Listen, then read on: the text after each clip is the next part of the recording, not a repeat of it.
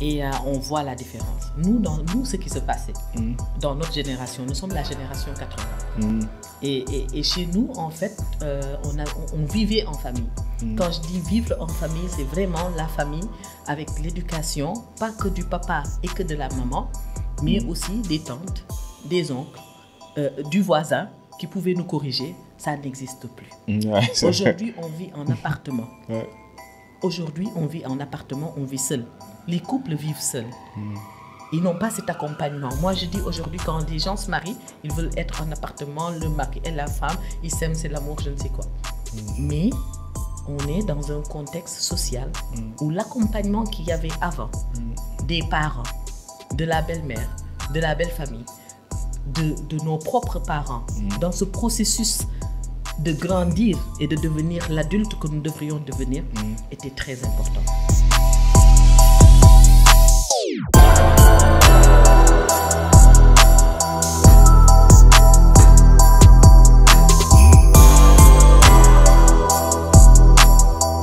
Bonsoir à tous et à toutes, j'espère que vous allez bien.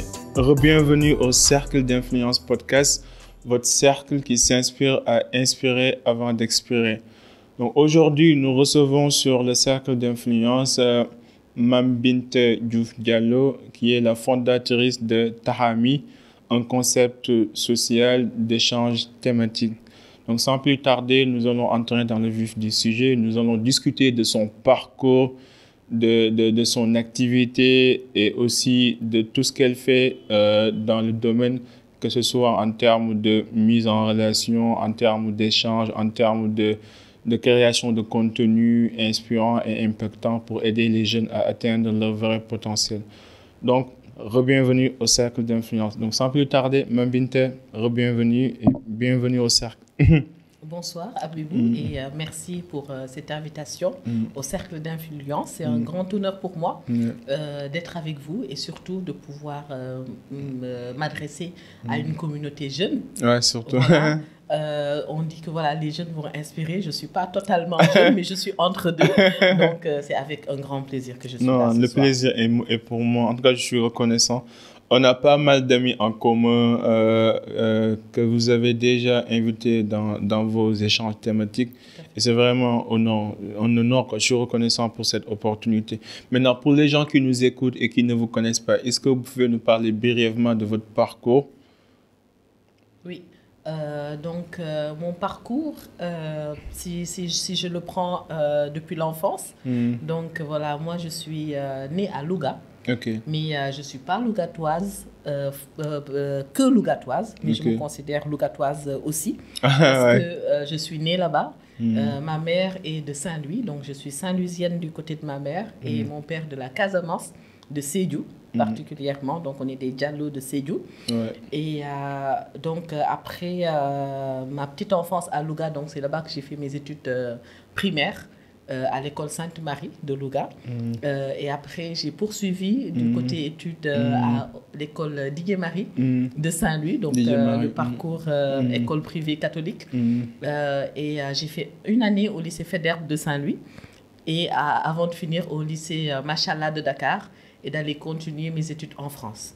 Donc, juste après mes études en France, j'ai fait 5 années à Montpellier, où j'ai fait mes études. Après les études à Montpellier, je suis revenue au Sénégal, où j'ai travaillé à l'APIX pendant 1 an et demi comme assistante pour la mise en place de politiques de mise en œuvre de politiques sectorielles. Pour les stratégies de développement. Et après cela, j'ai intégré la GIZ, qui est la coopération allemande au développement, en 2007. Et au sein de la coopération allemande au développement, j'ai beaucoup travaillé sur l'élaboration aussi de politiques sectorielles, notamment pour les petites et moyennes entreprises. J'ai travaillé sur la compétitivité, surtout au niveau du corridor Dakar-Bamako, donc entre Dakar et Bamako. Et actuellement, je suis au niveau d'un programme, toujours de la coopération allemande au développement, qui s'appelle Réussir au Sénégal, où je suis la directrice adjointe et je suis aussi la responsable du volet entrepreneuriat. À côté de ça, j'ai fondé Tahami. Tahami, qu'est-ce que signifie le concept Tahami? Le concept Tahami, dans sa signification profonde, est un concept que j'ai mis en place. D'abord, avant d'aller vers le nom, Je crois que c'est un concept d'échange thématique basé sur la positivité et l'empathie. Donc, je vais revenir sur ces deux mots que sont la positivité et que sont l'empathie. La positivité parce que pour moi, en fait, actuellement, quand on regarde le monde, on est dans un monde où c'est mouvementé. Je ne dirais pas brutal, mais c'est mouvementé, c'est assez stressant. Ça bouge de partout. On est dans une période de crise, aussi bien une crise sanitaire, mais aussi une crise économique. Et les gens, en fait, sont fondamentalement bouleversés. Ils cherchent du recours, ils cherchent à se faire comprendre. Et on le sent même au sein de notre environnement proche. Et donc, pour moi, je me suis dit, pourquoi pas avoir quelque chose de positif pour montrer aux gens que c'est toujours possible. L'autre chose, c'est l'empathie. Et l'empathie, quand on regarde la définition de l'empathie, c'est de pouvoir comprendre ce qui fait du sens pour l'autre. Pas se mettre à la place de l'autre, mais pouvoir comprendre l'autre dans sa façon de faire, dans sa façon de voir. Et donc, avoir ce cercle positif et empathique nous permettrait de mieux vivre en harmonie.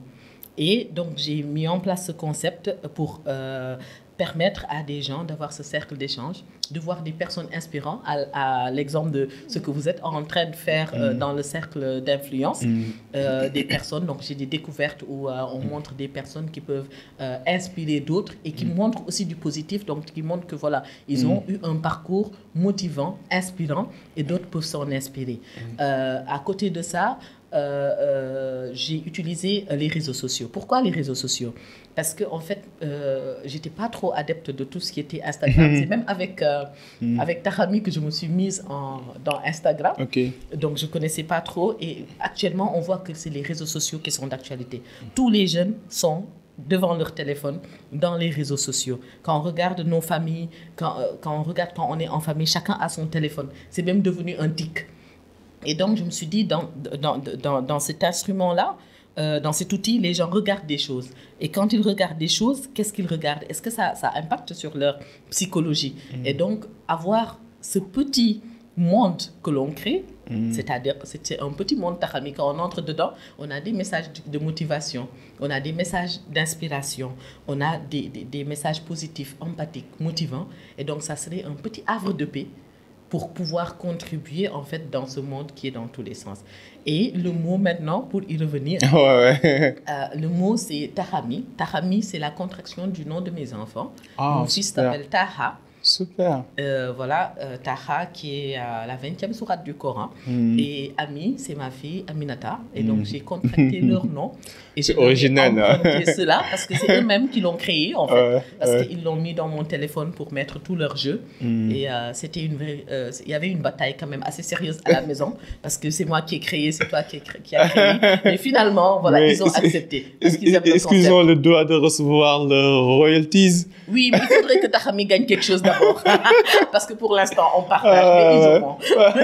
J'imagine. Et ils participent aux activités. Ouais. En tout cas, j'aime bien le concept. Et surtout, en fait, les valeurs que ce concept, en fait, pour moi, en quelque sorte, surtout la positivité et l'empathie. Revenons sur le mot empathie. Parce que le mot empathie, je pense que nous sommes dans un monde où les jeunes d'habitude se mettent dans un esprit de victime. J'attends que le gouvernement fasse un truc, j'ai pas de boulot parce que Macky Sall n'a pas fait grand-chose. Donc souvent, je vois pas mal de jeunes qui sont dans des situations difficiles, certes, mais qui décident de se montrer comme des victimes et qui cherchent à récolter des points sympathiques. Du genre, je veux que quelqu'un vienne me sauver, j'ai pas de solution, ainsi de suite. Donc, dans le sens de empathique, comment on peut en fait dire la vérité aux gens de manière empathique, mais surtout aussi tout en étant honnête et transparente dans la transmission pour leur dire que d'une part, vous êtes responsable et que si vous ne faites rien, vous n'allez pas changer votre vie. Donc, comment vous gérez cette dynamique, cet équilibre? Tout à fait, c'est excellent et vous avez même donné en fait une partie de cela, c'est-à-dire on est dans une société où c'est pas facile.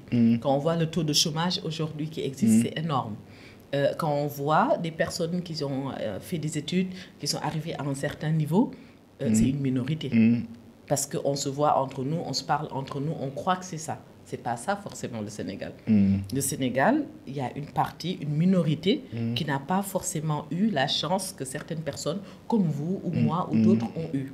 Et donc, il faudrait savoir tenir un langage aussi à ces personnes. Il faudrait aussi, je reviens, pas se mettre à la place, mais il faudrait aussi pouvoir leur faire comprendre qu'on est dans des situations différentes, mais qu'eux-mêmes peuvent avoir de l'espoir.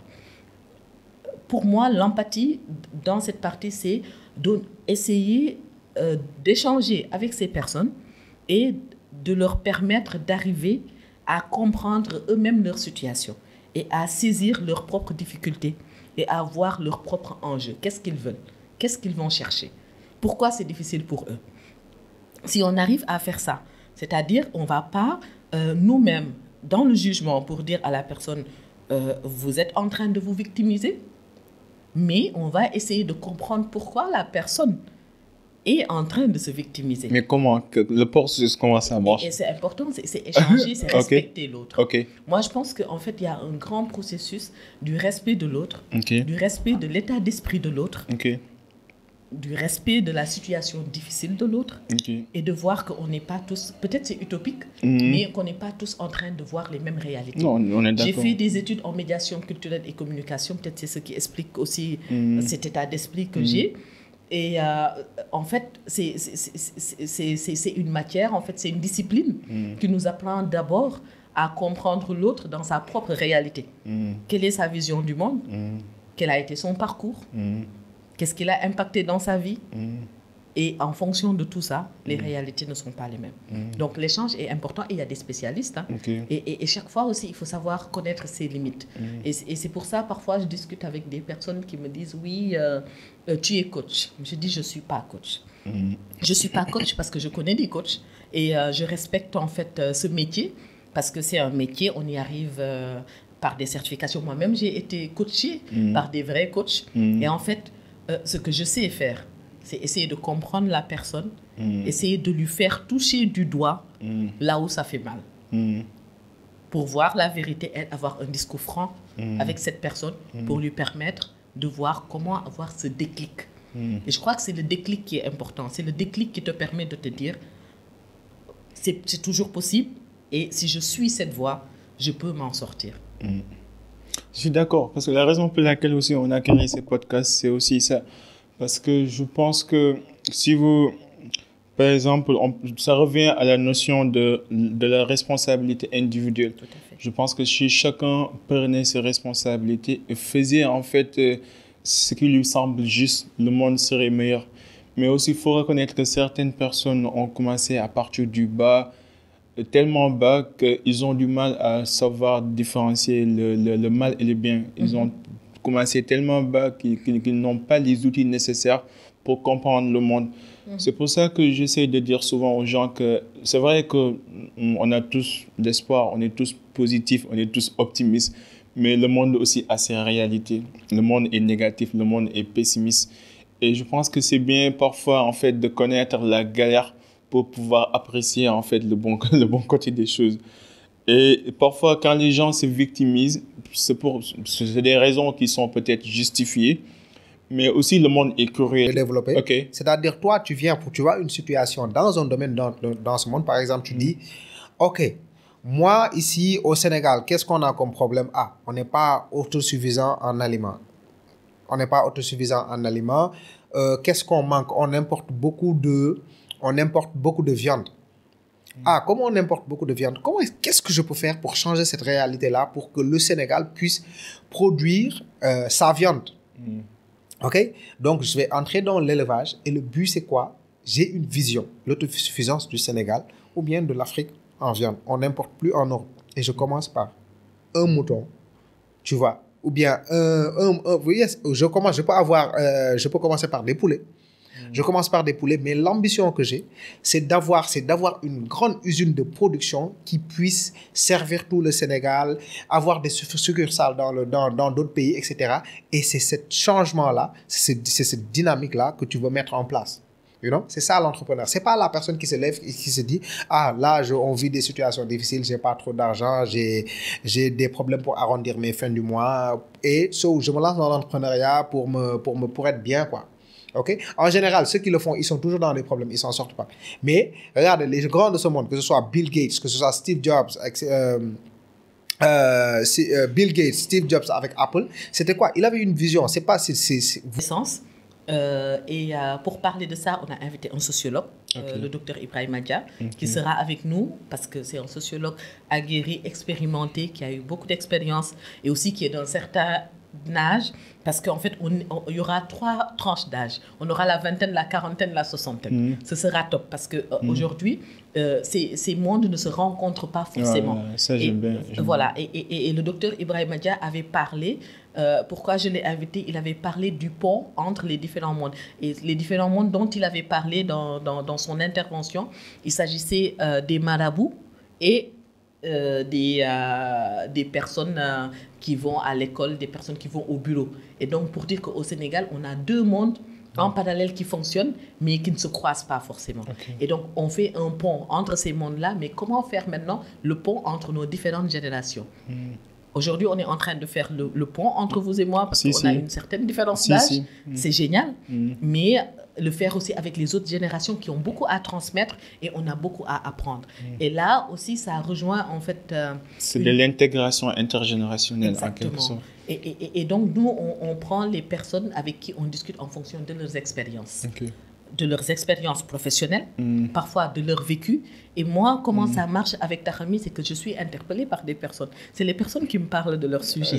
Moi, j'ai lancé comme ça, un bébé dans l'eau. Et du jour au lendemain, c'est les gens qui me disent, Mambinta, j'aimerais bien parler de cette thématique. Et ce que je fais, c'est que j'ouvre le cadre pour en parler, pour en discuter. Et c'est une très belle initiative parce que moi aussi, j'aime bien parler avec les gens plus âgés que moi.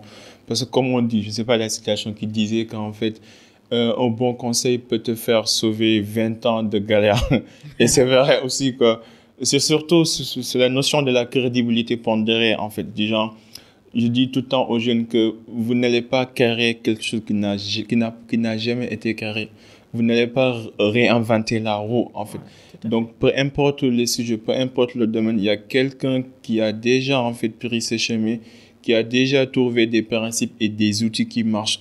Donc, rapprochez-vous de ces personnes, prenez des conseils, prenez des notes et essayez de voir. Parce que la route n'est pas droite, en fait. C'est vrai qu'il y a toujours des zigzags, mais ce qui compte, c'est d'arriver à la destination.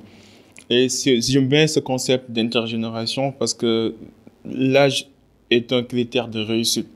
Si quelqu'un est devenu milliardaire, c'est pas parce qu'il est chanceux, c'est parce qu'il est dans ce monde plus longtemps que toi et il a eu à expérimenter, à prendre des risques et que là, il a 50 ans et ces risques commencent à donner des fruits. Son travail commence à apporter des fruits.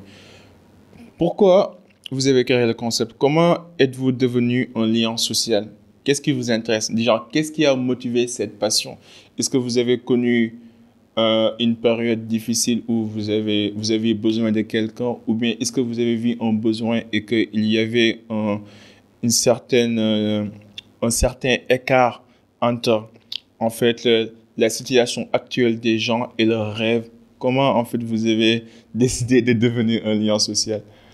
J'ai parlé tantôt en fait de ce monde dans lequel on était. Et moi, depuis toute petite, j'ai été très tôt intéressée par les relations sociales. C'est-à-dire que je suis intéressée par les personnes. L'être humain m'intéresse beaucoup. Comment il fonctionne. J'adorais les cours de découverte que j'ai fait en communication, de sociologie, d'ethnologie, d'anthropologie. Donc toutes ces matières en fait qui s'intéressent à l'être humain et aux relations, c'était quelque chose qui m'a toujours intéressée. Aussi, j'étais une personne petite et jeune, assez calme. Je ne parlais pas beaucoup. Ce qui m'a donné la chance de beaucoup observer. Donc je vous dis, j'ai observé pendant 20 ans de ma vie. J'ai commencé à être bavarde vers 24, 25 ans. Et donc en observant, en fait, on observe les relations sociales, on observe les relations qui se passent au sein de sa famille, on observe les relations qui se passent au sein de son entourage. Et j'ai toujours essayé d'analyser, de mieux comprendre, de comprendre les réactions, avec aussi mes études corrélées à ça. Voilà, ça m'a aidé à vouloir mieux comprendre. D'un autre point de vue, je suis devenue femme active, mère de famille, sénégalaise de retour de pays européens. Et donc ça aussi, ça te fait confronter à plusieurs changements au sein de ta société et aux expériences de vie qui peuvent être très différentes. Et donc tout ça, avec ce monde dans lequel on est en train de vivre, m'a motivée. Autre chose qui m'a motivée, c'est que quand j'ai pris mes congés, et ça c'était intéressant, parce que quand je parle de Tarami, je dis positif, empathique, havre de paix. J'avais pris mes congés et on m'avait offert un cadeau à aller chercher dans un concept store. Okay. Quand je suis arrivée dans ce concept store, bon, déjà que je ne travaillais pas, j'étais en congé, c'était un endroit hyper calme, pas de bruit, rien, c'était soft. Je me suis dit, c'est ça que j'aime. Moi, j'ai dit Eureka. J'aime ce qui est calme, j'aime ce qui est soft, j'aime ce qui est serein. Okay. Et donc, j'ai trouvé, moi, ce que j'aimais faire. Okay. J'aimais des environnements comme ça. Comment le faire? Je vais continuer à travailler parce qu'il nous faut gagner notre vie. Ouais. Parce que j'aime aussi mon travail, j'aime ce que je fais. Mais je savais, j'ai commencé à entendre que je n'avais pas qu'à aller au travail et à revenir. Je devais faire autre chose. Et j'ai commencé à écrire, j'ai commencé à conceptualiser. Donc, c'était au mois de décembre de l'année dernière. Oh ouais. Et donc, de décembre à mars... Ça s'est passé vite. Très vite. Et j'ai vu que c'était très vite. Donc, de décembre à mars, j'ai écrit. J'ai beaucoup écrit. Donc, j'écrivais très tôt le matin avant d'aller au boulot et très tard le soir. Et je me suis fait aider par des amis pour y voir plus clair, qui m'ont beaucoup apporté et qui m'ont permis de mieux voir ce que je voulais faire. J'ai lancé et naturellement, c'est comme un aimant. Des personnes que ça intéressait sont venues rejoindre. Aujourd'hui, on est dans une communauté d'à peu près 640 personnes qui suivent Tarami et qui sont actifs. On fait des after-work, les gens viennent. Et il y a cet état d'esprit positif que l'on partage. Et j'ai vu qu'il y avait beaucoup de personnes comme moi, mais avec des idées différentes, des aspirations différentes. Et c'est ça qu'il faut comprendre, c'est qu'il y a des contradictions. Et mais dans les contradictions, on trouve voilà, des voies pour une meilleure vie en communauté. Oui, c'est très important. Vous êtes, dans votre discussion tout à l'heure, le monde revient souvent. Mais il faut reconnaître que moi, je suis né en 1992. Et quand je vois les générations 2000, là, je vois que c'est deux mondes différents. Donc, le monde a connu plusieurs changements, que ce soit la révolution industrielle, ensuite notre génération, la génération Y, avant l'Internet. Ensuite, il y a la génération Z qui sont nés après les années 2000 et qui ont grandi dans des écrans tactiles, des réseaux sociaux, ainsi de suite. Vous, dans votre époque, dans votre période, déjà avant les réseaux sociaux, il y avait une méthode traditionnelle. Vous étiez élevé dans des principes, dans des valeurs, la solidarité, le respect. Mais aujourd'hui, moi, je vois sur les réseaux sociaux des jeunes de 17 ans, 15 ans qui mettent des commentaires en disant des choses insolentes sur les autres qu'ils ne vont jamais rencontrer. Donc, comment, en fait, votre éducation traditionnelle, comment nous, les jeunes, surtout la génération Z, qu'est-ce qu'ils peuvent apprendre de votre méthode traditionnelle? Quels sont les conseils ou les principes que vous aimeriez que les jeunes d'aujourd'hui puissent apprendre de vous et de votre génération? Oui, merci beaucoup, Abibou, pour cette question. C'est très important, ce que vous êtes en train de dire. Nous, on voit la différence. On voit la différence parce qu'aujourd'hui, nous sommes les parents. Dans ma génération, il y en a qui ont des enfants qui ont le bac, ceux qui se sont mariés plus tôt. J'ai des copines qui ont eu leur fils ou qui ont eu le bac. Et donc, on est dans cette génération. Et on a des enfants qui aujourd'hui sont des adolescents. Des plus jeunes et on voit la différence. Nous, ce qui se passait dans notre génération, nous sommes la génération 80. Et chez nous, en fait, on vivait en famille. Quand je dis vivre en famille, c'est vraiment la famille avec l'éducation, pas que du papa et que de la maman, mais aussi des tantes, des oncles, du voisin qui pouvait nous corriger, ça n'existe plus. Aujourd'hui, on vit en appartement. Aujourd'hui, on vit en appartement, on vit seul. Les couples vivent seuls. Ils n'ont pas cet accompagnement. Moi, je dis aujourd'hui, quand les gens se marient, ils veulent être en appartement, le mari et la femme, ils s'aiment, c'est l'amour, je ne sais quoi. Mais on est dans un contexte social où l'accompagnement qu'il y avait avant, des parents, de la belle-mère, de la belle-famille, de nos propres parents, dans ce processus de grandir et de devenir l'adulte que nous devrions devenir, était très important. Là, je suis passée à la génération adulte. Je vais aller encore plus bas. Plus bas, c'est quand on est. Moi, je dis que, par exemple, j'ai hyper été influencée par ma mère et ses sœurs. Parce que ma mère a des sœurs et je n'ai pas été éduquée que par ma mère. Parce qu'à 11 ans, j'ai quitté ma maison familiale. Je suis allée vivre à Saint-Louis avec les sœurs de ma mère. Et en fait, j'ai été inspirée par chacune d'entre elles. Quand je pense à ma mère, j'ai dit, c'est ma détermination, mon abnégation, c'est ma mère parce que c'est une femme hyper déterminée, mais je ne suis même pas à son niveau par rapport à la dureté et à la détermination. La rigueur. Et à la rigueur. À côté de ça, elle a des sœurs, il y en a qui sont hyper calmes, très calmes. J'ai eu une tante avec qui j'ai vécu à Saint-Louis. C'est la joie de vivre, c'est la positivité. Elle a influé sur moi. J'ai habité chez elle et elle n'avait pas de barrière pour me dire la vérité. Après ça, j'ai vécu avec une autre sœur de ma mère, qui est ma mère, parce que pour moi, c'est ma mère biologique. Mais j'ai vécu avec cette tante pendant longtemps, qui pendant tout mon parcours, et jusque-là, je dis jusqu'à aujourd'hui, elle me donne des conseils. Je ne dirais pas elle me corrige, mais elle me donne des conseils. Elle est regardante par rapport à ce que je fais, et je sens qu'il y a une influence extraordinaire. Il y en a une qui me dit tout le temps, une autre de mes tantes, moi je me remémore tout le temps, chaque jour, je me rappelle de tout ce que j'ai fait pendant la journée. Est-ce que j'ai fait une bêtise? Qu'est-ce que j'ai dit à une personne? Et en fait, il nous passait ces messages-là. Il nous transmettait ces messages-là. Et c'était une grande famille. On vivait comme ça. Ma grand-mère est mandingue de Sédhiou. Et elle a insisté avec cette langue mandingue, que je ne parle pas aussi rapidement, mais que je comprends tout et que j'arrive à m'exprimer. Mais en fait, elle a insisté pour que cette culture mandingue, qu'on sente qu'on l'a eue. Et en fait, je crois que c'est ça aujourd'hui qui manque. C'est que les jeunes aujourd'hui doivent savoir d'où ils viennent, qui ils sont, de quelle famille ils appartiennent. Approprier leur culture. Oui, s'approprier sa propre culture. Maintenant, nul n'est parfait. Ni moi, ni personne. Et je crois que c'est très important de pouvoir se connaître, parce que se connaître, et de connaître son environnement, de connaître d'où on vient, ça te permet de pouvoir te rectifier et de pouvoir te réajuster quand il le faut. Parce qu'on est jeune, on fait des erreurs, on n'est pas parfait, mais cet environnement que tu connais te permet tout le temps de te remettre. J'ai un proverbe, je ne sais pas comment le dire en Wolof, qui dit que même si l'eau sort de la source, il retourne naturellement. Et donc, en fait, c'est important de connaître cette source-là, d'où on vient. Les autres influences, c'est par rapport à la carrière. On a besoin de conseils. On ne peut pas aujourd'hui évoluer comme ça par rapport à sa carrière sans... Tu as parlé de mentors tantôt. Sans avoir des mentors. Les mentors sont des mentors qui peuvent être de la famille, mais c'est aussi des mentors qui peuvent être des mentors du milieu professionnel et des amis avec qui on a.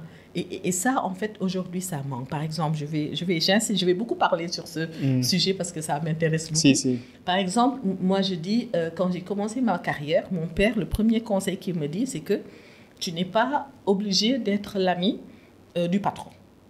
Ce n'est pas ton rôle. Ton rôle, c'est de faire bien ton travail. Et aujourd'hui, ce conseil, je l'ai suivi jusqu'au bout. Il a raison. Il me dit, si la relation amicale dans le milieu de travail naît, là, tu pourras la prendre comme un cadeau. Mais ton objectif premier, c'est de travailler et de bien travailler. Et de ne pas, en fait, faire des choses qui sont contre tes principes. Surtout. J'ai suivi ce conseil. Avant de commencer à travailler, je parlais tantôt de la coopération allemande, avant de commencer de travailler, et c'est les conseils que les jeunes doivent aller prendre chez les plus âgés. Avant de commencer de travailler à la coopération allemande, je suis partie chez 2 de mes oncles me renseigner, et 2.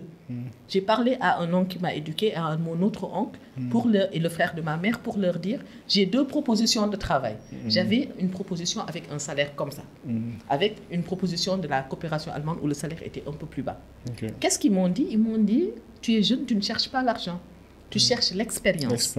Va à la coopération allemande, tu vas beaucoup apprendre et un jour tu verras le résultat. Et je ne regrette pas parce que j'ai été conseillée. Donc toute seule, je n'y arriverai pas. Maintenant, il y a ces ressources internes que l'on a. Je reviens aux ressources internes enfin. Par contre, il y a aussi son entourage propre, ses amis.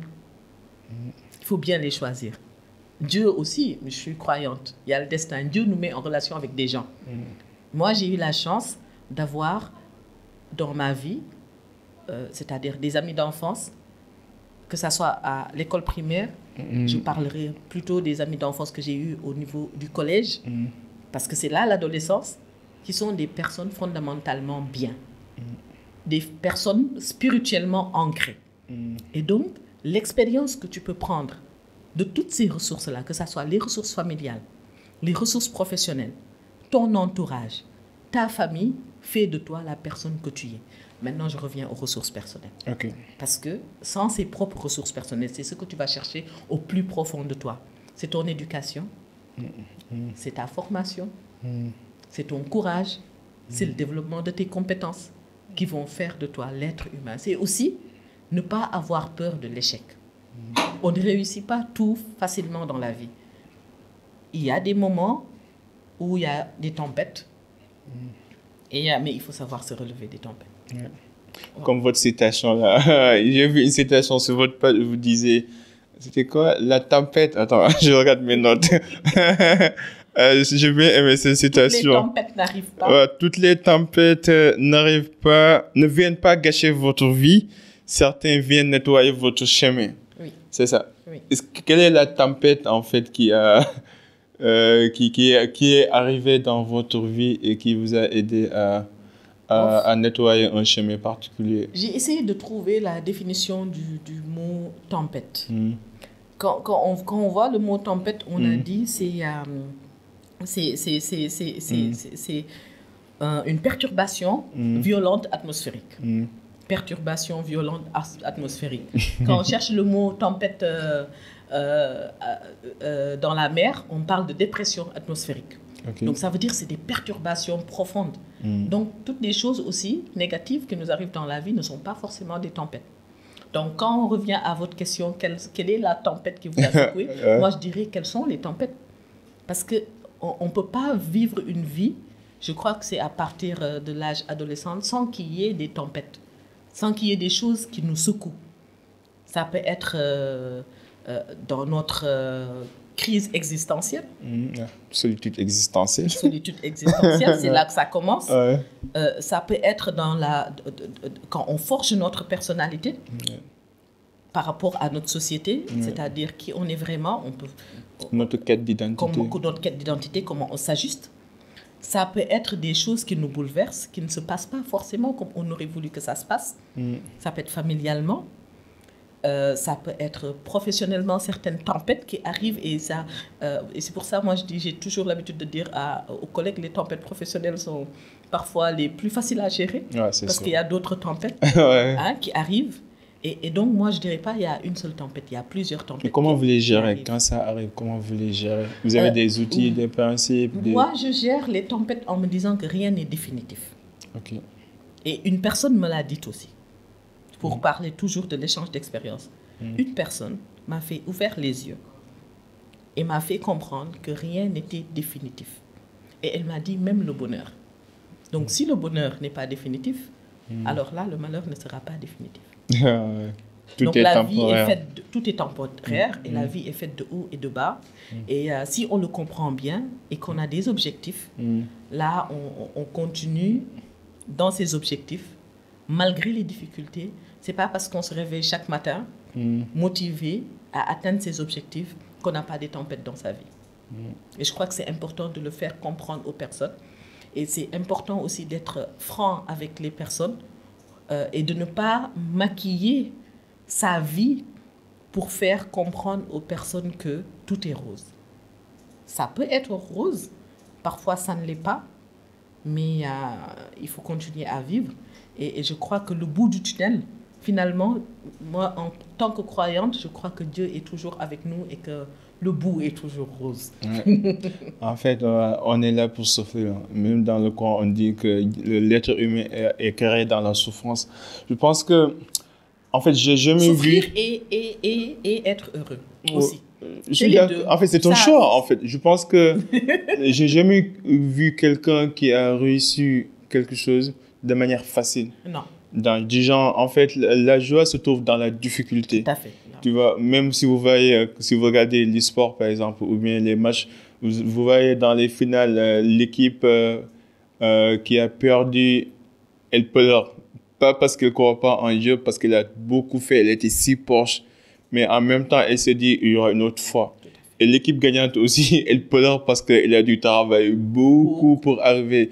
Donc, en fait, je vois que il y a une ligne très fine entre la joie et la tristesse. Tout à fait. Et que tous les deux, c'est des émotions qui manifestent en fait notre sacrifice. Et que parfois, c'est bien d'accepter que le chemin ne sera pas facile de toute façon. Oui. Et quand vous l'acceptez, vous n'allez pas en fait retourner à moindre variation, à moindre obstacle. Vous n'allez pas vous dire j'arrête. Parce que vous êtes déjà préparé en quelque sorte. C'est l'acceptance. C'est l'acceptance en fait, c'est l'acceptance. Maintenant, quelles sont les leçons que vos parents, que vos enfants vous ont transmis? Par exemple, je vois que tout à l'heure vous avez parlé de tout ce que vous faites en termes de principes et de valeurs que vous essayez de transmettre à vos enfants. Mais j'imagine que être mère, ça doit changer ça a dû changer votre vie, votre manière de voir le monde. Donc, qu'est-ce que vous avez appris? Ou qu'est-ce que vos enfants vous ont appris avec le temps? Oui. Mes enfants, c'est pas... Ma fille, elle a juste 11 ans. Ouais. Mais les enfants apprennent beaucoup de choses, surtout pour une femme.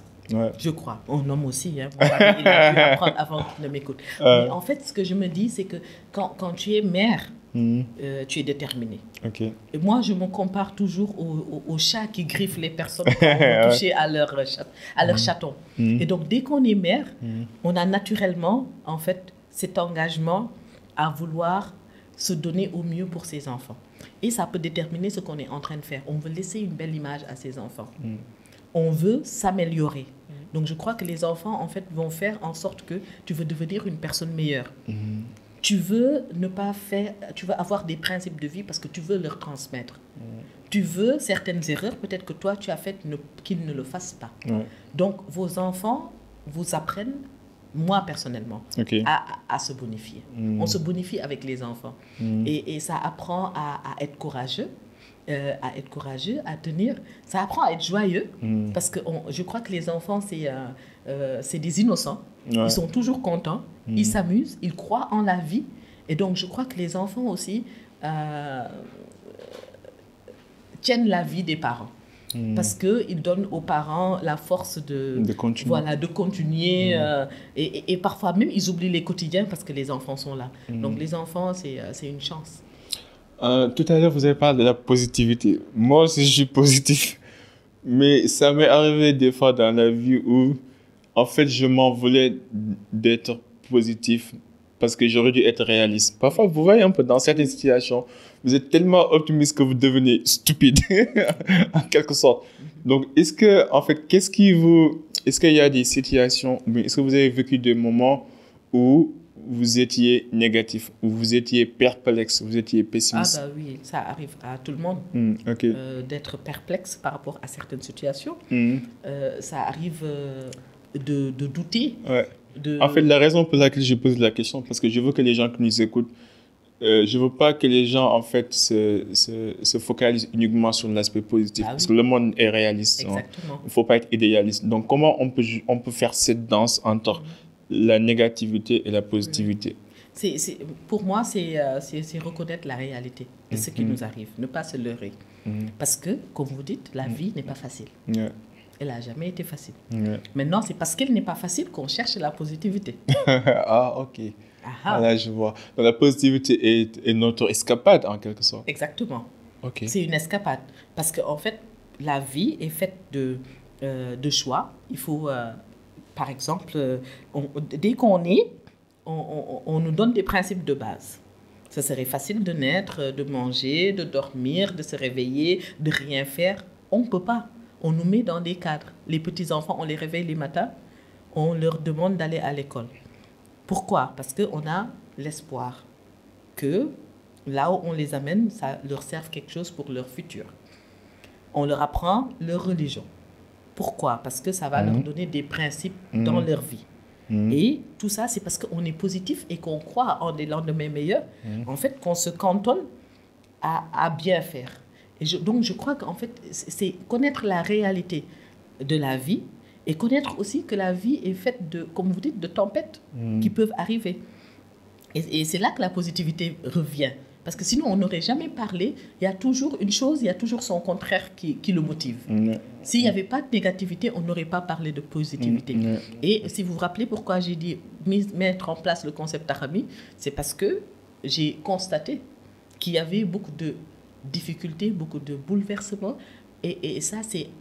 Et vous avez voulu créer un échappatoire. Et en fait, moi, j'ai beaucoup de personnes, par exemple, je suis une personne facile d'accès. Il y a beaucoup de personnes qui viennent se confier à moi.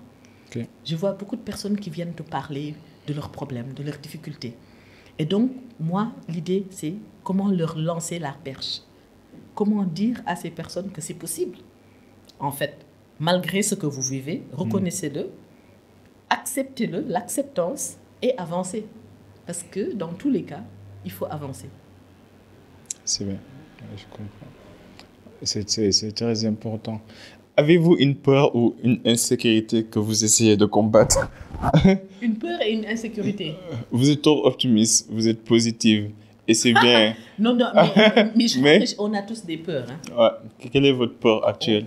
Actuellement, qu'est-ce qui vous fait peur? Je crois que les peurs, c'est des peurs que partagent... j'ai des peurs que partagent l'ensemble des êtres humains, en fait. Okay. Moi, si on parle de peur, c'est des perturbations, des tempêtes, c'est-à-dire les êtres que l'on aime bien, de pouvoir les perdre un jour. C'est la vie, ça arrive. La peur de la mort, quoi. Oui, ça arrive. Il y a la mort, il y a la mort de ses proches. Ouais. Hein? Ouais. Et ça, c'est le tunnel. Mais ce n'est pas peur de la mort dans le sens de... parce qu'on est des croyants, donc on s'applique à bien faire. Pour moi, je suis musulmane. On parle de l'au-delà et on s'applique à tout et Dieu est grand et on fait ce qu'on a à faire. Mais en fait, on prévoit des choses, on planifie, mais on ne sait pas de quoi demain sera fait. Et ça, c'est l'incertitude. Et je crois que l'incertitude, c'est pas que la mort, c'est l'incertitude du lendemain. Ça peut être la mort, ça peut être la maladie. Hein?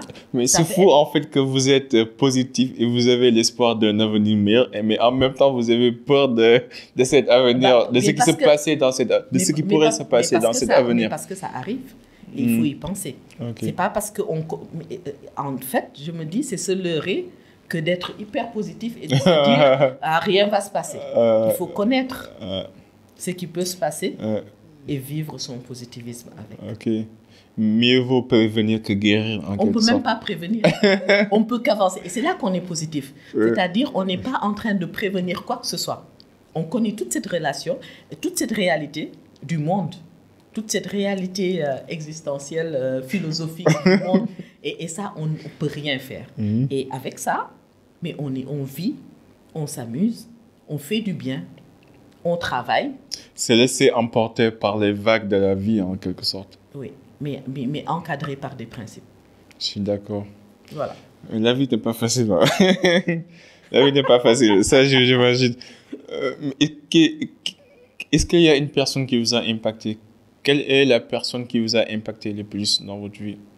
Moi, je dirais, j'en ai parlé tout à l'heure. Hein. Ce n'est pas qu'une personne. C'est plusieurs personnes. Je ne suis pas impactée par une seule personne. Okay. Je suis impactée par... bon, je crois que le premier impact direct, c'est les parents. Parce que, voilà, les parents, ça te touche. Et l'impact, ce n'est pas seulement un impact qui te touche, c'est ce qu'ils te transmettent. Et des fois, c'est qu'ils te transmettent sans s'en rendre compte. Ouais. Voilà. Des petits moments qu'on mémorise. Voilà, ils transmettent des valeurs. Mais ils transmettent aussi, ils peuvent transmettre des peurs. Ils peuvent transmettre des insécurités. Ils peuvent transmettre de belles choses. Et ils peuvent transmettre, moi je crois que l'essentiel de l'impact positif en fait que mes parents ont eu, surtout mon père, c'est la liberté dans l'état d'esprit et la réflexion. Mon père m'a toujours fait réfléchir. Je l'appelle monsieur dans la vie, il faut.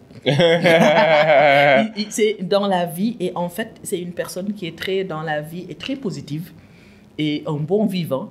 Donc, qui, avec son âge, il vit bien, il est hyper positif. C'est l'abnégation et je dis la détermination et le courage et la force et la personnalité de ma mère. C'est les principes de générosité, de partage, de ma tante qui m'a éduquée, de joie de vivre d'une autre tante, de politesse, de respect de mes tantes et des frères de ma mère. Parce que j'ai été très influencée par ce monde et de mes amis, en fait. De mes amis, parce que j'ai rencontré des amis dans mon milieu de travail qui, ça fait 10-15 ans que je les fréquente, mais qui impactent quotidiennement, parce qu'on se fréquente 15 ans avec des personnes avec qui on travaille, c'est beaucoup de choses. De mes amis d'enfance, qui sont pour moi parce que c'est des personnes spirituellement hyper ancrées, plus que moi. Et donc, ils sont comme des, ils jouent aussi un rôle de cadrage, et de mon mari aussi, qui est une personne avec qui je fais ma vie. Et donc, forcément, cette personne influence. Donc, et de mes cousins, et de mes cousines, et de tout.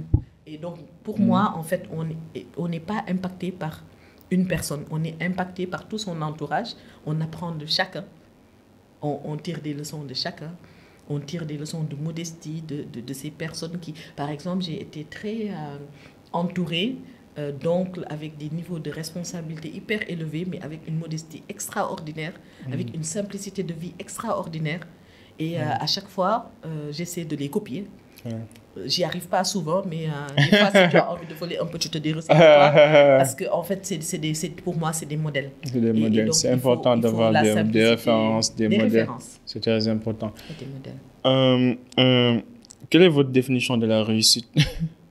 Ah oui. Moi, je ne donne jamais des définitions. C'est ça, en fait. Je n'ai pas une vision fixe des choses et figée. Donc, je pose la question autrement. Sentez-vous actuellement accompli?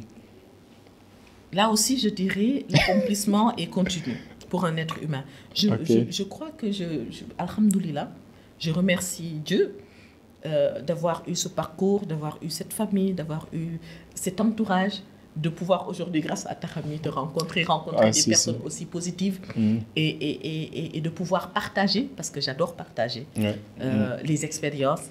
De pouvoir voir qu'à travers moi, ce que je suis en train de lancer, il y a des personnes peut-être que ça peut impacter. Et ça, pour moi, ça me fait plaisir. Quand je me couche et que je dis, aujourd'hui, quelqu'un a écouté mon message et que ça l'a impacté et que lui aussi va transmettre à son tour, parce que je crois que ça continue, en fait, c'est systémique. Ça me fait plaisir. Mais je crois que l'accomplissement, pour moi, c'est... Si je demandais, par exemple, on a parlé de futur, on a parlé d'avenir, quel est votre futur désirable, en quelque sorte? Mon futur désirable.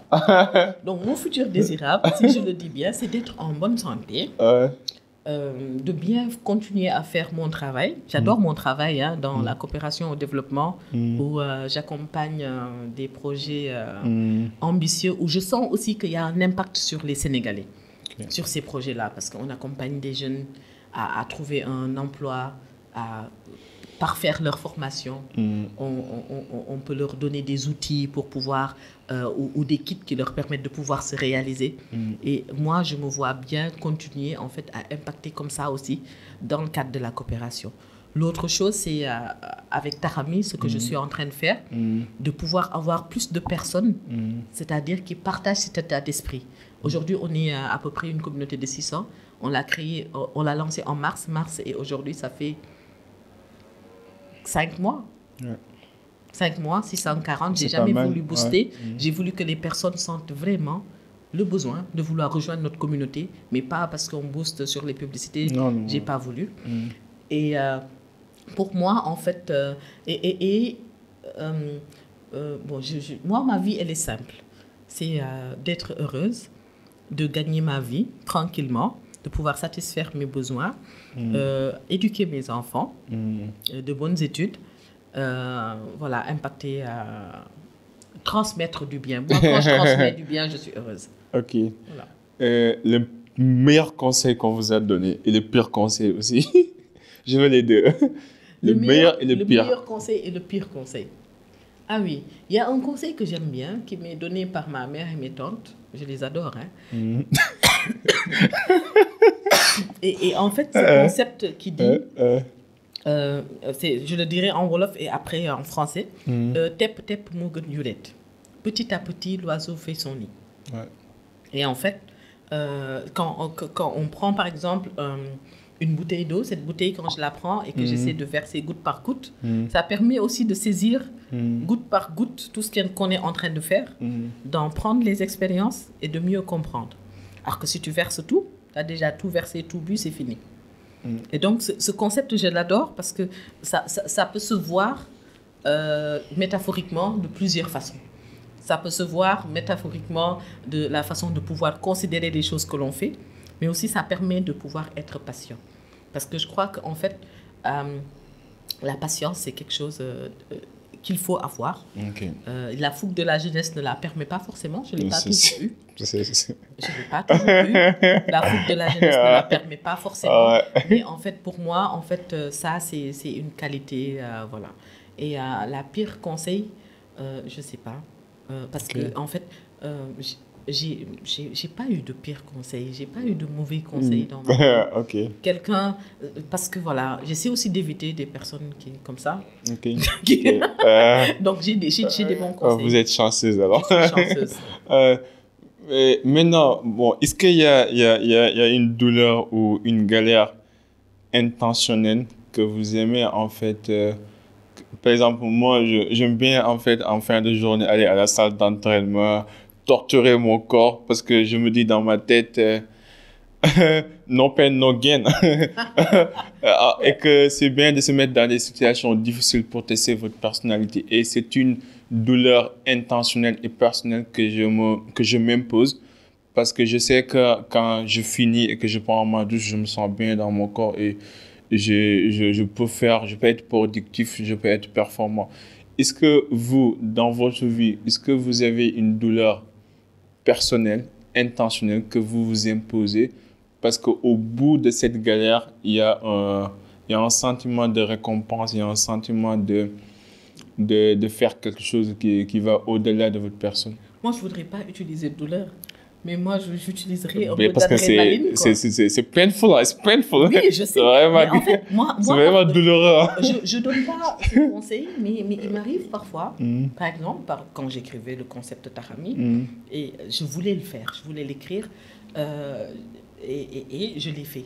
Je l'ai fait à des moments où il fallait dormir, il fallait ne pas se préserver, je pouvais me prélasser, je pouvais aller discuter, faire des choses. Je ne l'ai pas fait, je me suis concentrée à ça parce que l'objectif au final, c'était de mettre en place ce concept.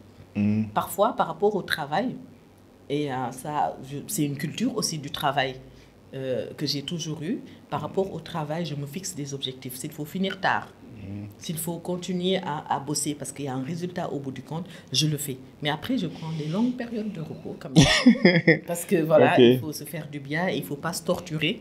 Et il faut être... voilà. Non, il faut le juste milieu. Je comprends. Maintenant, imaginez votre vie est composée de plusieurs ingrédients. Et donc, quel est l'ingrédient qui manque pour que votre vie soit accomplie? L'ingrédient qui manque. Je donne une métaphore. Par exemple, la vie est composée de plusieurs compartiments. Est-ce qu'il y a un compartiment qui déséquilibre la balance? Est-ce qu'il y a un compartiment en chute que vous aimeriez redresser pour que tout soit stable, pour que tout soit parfait? Pour que tout soit stable, tout soit parfait? Oui, il y en a. Il y a des capacités d'organisation, en fait, que l'on aimerait personnelles, et plusieurs autres aspects qui sont très personnels et que je voudrais et que je m'éduque de toute façon. Je m'éduque quotidiennement. Et c'est pour ça que je disais se sentir accompli. Moi, je crois que quotidiennement, je m'éduque par rapport à plusieurs aspects que je connais au plus profond de moi, que je connais toute seule des fois. Il y en a qui le connaissent, des gens qui sont proches de moi, mais que j'essaie quand même de corriger. Parce que je crois qu'on n'est pas parfait. Et, mais derrière ces imperfections aussi, il y a aussi beaucoup de belles choses qu'on est. Et c'est là le message aussi que je lance à des personnes qui peuvent être découragées ou qui peuvent se sentir mal parce qu'ils n'ont pas bien fait certaines choses. Non, c'est pas parce que vous faites mal une ou deux choses que vous avez échoué votre vie ou que c'est pas bien. Toutes ces personnes que vous voyez comme ça, là, vous m'avez dit il faut s'adresser. Donc, toutes ces personnes que vous voyez comme ça, chaque jour, bien habillées, en train de faire leurs choses, ils ne sont pas forcément des personnes parfaites. Donc, s'ils le peuvent, vous pouvez le faire. C'est sûr, voilà. c'est sûr, c'est sûr. Il faut croire en soi. Oui. Maintenant, imaginez, bon, c'est ma dernière question. Imaginez, vous avez vécu 120 ans, vous avez réalisé tous vos rêves. Tahami est devenu un grand concept. Vous avez pu aider beaucoup de jeunes. Et que maintenant, c'est votre dernier jour, plus tard que tout. Et que vous devez en fait, laisser trois principes. Quel est à léguer à vos enfants, à léguer au monde. Quels sont les trois principes que vous allez donner? Trois principes de vie, de conseils. Ouais, les principes de vie.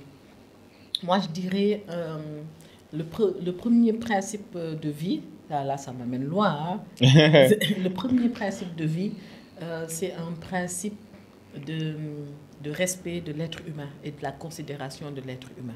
L'empathie, quoi. Moi, je dirais que c'est plus profond que l'empathie. C'est de considération de l'être humain, quel qu'il soit. Parce qu'aujourd'hui, il y a des gens qui ont des considérations par rapport aux fonctions, par rapport à la classe sociale, par rapport à ce qu'on est devenu dans la vie, entre guillemets. C'est pour ça que je mets toujours ces choses-là, entre guillemets.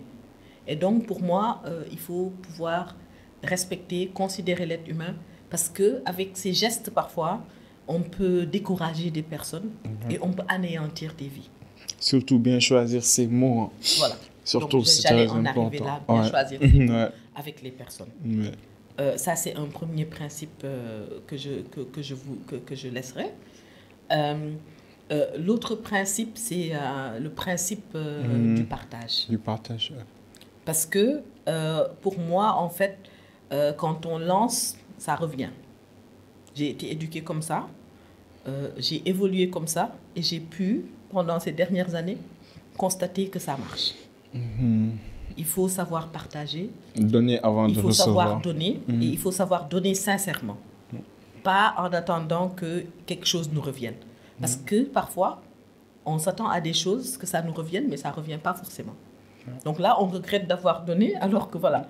Donc quand on partage, il faut vraiment vouloir le faire, parce que ça colle avec les principes, et il faut le faire. Troisième conseil? Troisième principe, c'est la famille, les amis, l'entourage proche. Et l'entourage proche et le travail, je le mettrai dedans. Parce qu'il faut travailler dans la vie. Il faut avoir le principe de travailler, parce que c'est en travaillant qu'on a sa dignité. C'est le travail qui nous donne cette personnalité. Il y a sa famille, il y a sa famille, sa spiritualité, sa religion, parce que ça maintient l'équilibre. Il y a ses amis. Tout ça, c'est l'élément en fait de base qui nous maintient. On est tout le temps dans les quotidiens, de nos activités, dans le quotidien des choses, mais ses proches, sa famille, sa spiritualité, son travail, c'est des choses qui ne lâchent jamais. En tout cas, merci, Mabinta. Merci beaucoup. Non, je suis très honoré. Et en tout cas, je vous félicite pour Tahami, pour tout ce que vous faites. On ne se connaît pas depuis longtemps, mais j'ai vu en fait votre page, on a eu à échanger et on a beaucoup d'amis en commun et je vous apprécie. Et j'espère qu'on aura partagé. Oui, qu'on aura plus de personnes comme vous dans le secteur. Je pense que les jeunes, ils en ont besoin. On a besoin des modèles de référence. On a besoin de montrer aux gens qu'il y a des jeunes ici au Sénégal qui sont compétents, gentils, respectueux, honnêtes, transparents et qui veulent vraiment aider. Et que les chemins, certes, c'est pas facile, mais si vous regardez des gens qui l'ont déjà fait, ça veut dire que vous pouvez le faire. En tout cas, je vous remercie. Et si nous, on est là, si on peut aider, n'hésitez pas. Oui. Comment les gens qui nous écoutent pourront entrer en contact avec vous, participer dans vos ateliers thématiques? Oui, ce qu'on fait, c'est que je fais des lives. S'ils le demandent à partir de la page Instagram, ils ont des sujets qu'ils veulent traiter, ils peuvent juste m'écrire sur la page Instagram et je prendrai ça. Je ne le fais pas à un rythme constant parce que aussi j'ai un travail à côté qui est assez prenant, donc je fais de temps en temps des lives. Au début, j'en faisais toutes les semaines parce qu'il fallait vraiment que la mayonnaise freine et qu'on sache que voilà que Tahami est arrivé et avec le principe ça a pris. Alhamdoulilah.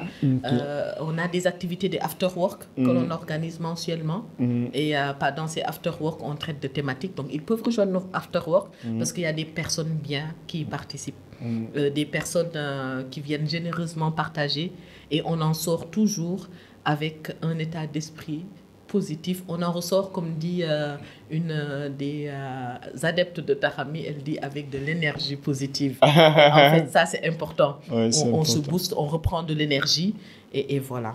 Et c'est comme le sport. Hein? Oui, c'est comme le sport. Voilà. C'est votre forme de méditation. Voilà, c'est notre forme de méditation. Et c'est bien. Et c'est vraiment libérateur, quoi. En tout cas, merci. Et pour les gens qui nous écoutent, je mettrai toutes les références, sa page Instagram, toutes les informations utiles dans les show notes. Et n'oubliez pas de vous abonner. Ici, c'est le Cercle d'Influence Podcast. On s'inspire à inspirer avant d'expirer. Et aujourd'hui, nous avons eu l'honneur de recevoir Mame Binta Diouf de Tahami. Un dernier mot? Merci. En tout cas, merci d'avoir créé le Cercle d'Influence. Merci à vous et à toute l'équipe. De m'avoir reçu, de m'avoir donné ma boisson préférée. Même si j'évite un peu le sucre. Donc, en tout cas, merci beaucoup et bonne continuation. Continuez comme ça.